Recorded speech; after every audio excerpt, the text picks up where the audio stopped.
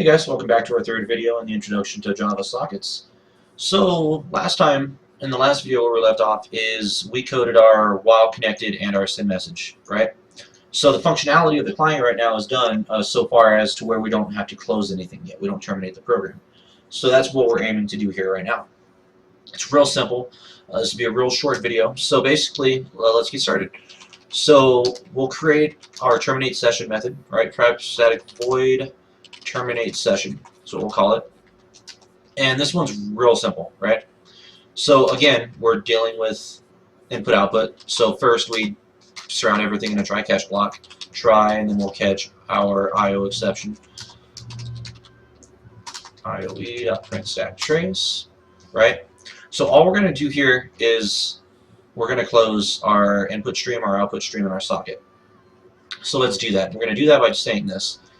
If output, sorry, I'm used to Python. If output is not equal to null, we're going to say output.close. Okay?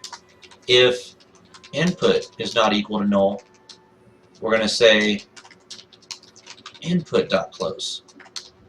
And yes, told you this was simple. If connection is not equal to null, can you guess what we do? Connection dot close.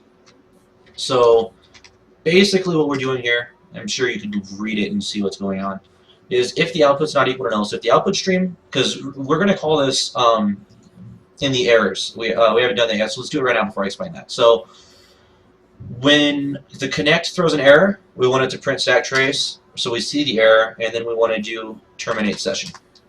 We're going to terminate the program when an error is caught there, as well as over here. Terminate. Well, actually, over here, what we're going to do, yeah, we'll say terminate session. No. What we're going to do is we're going to use a finally. Finally, and then we say terminate session. That's more syntactically better, in my opinion. So when an error gets thrown, we're going to terminate the session. Now, the error can be thrown. Let's say the connection's established, the input stream got established, but the output stream didn't get established, and that's for whatever reason, and that's why the connection this error gets thrown. We want to terminate the session. So we go down here. We use 3 consecutive if blocks, because if the output is established, if it's not equal to null, because it's equal to null because we haven't instantiated it yet, right? So if we run into an error instantiating it, it's still going to be equal to null because we haven't created it.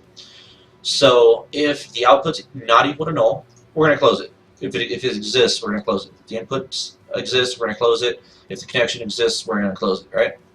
Makes a lot of sense. So I want to throw in a little system out print line statement here and say all open streams are closed. And then we're going to do just system.exit 0, because it exited under the conditions we wanted it to exit under, right? So that's it as far as the terminate session is concerned. Super basic, right?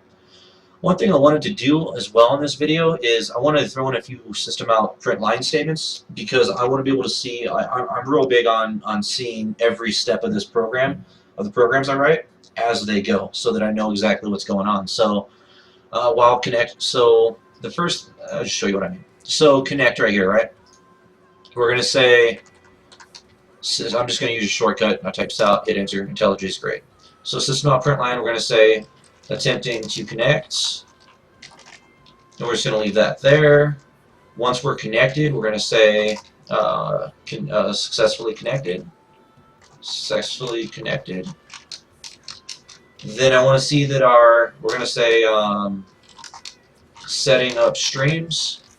We're calling that before we set up the streams. Now we're attempting to set up the streams. So once the input stream is established, we're going to say input stream established. And then the same thing with the output stream. Output stream established. So that I can see that this is happening. I want to be able to see everything that's going on. So the scanner is created, the response is here, so yeah, that looks good. We got the print here, awesome. Alright, so now that we got the client basically completely coded, we have all the functionality, everything like that, the client's done. So all we have to do now is code the server, which we'll do in the next video. And the server is actually going to look a lot like the client. with a few subtle differences. One being we're going to introduce a server socket, but we'll cover that one in the next video. So for now, it looks like the client's done. So in the next video, we'll code the server. Thank you guys for watching.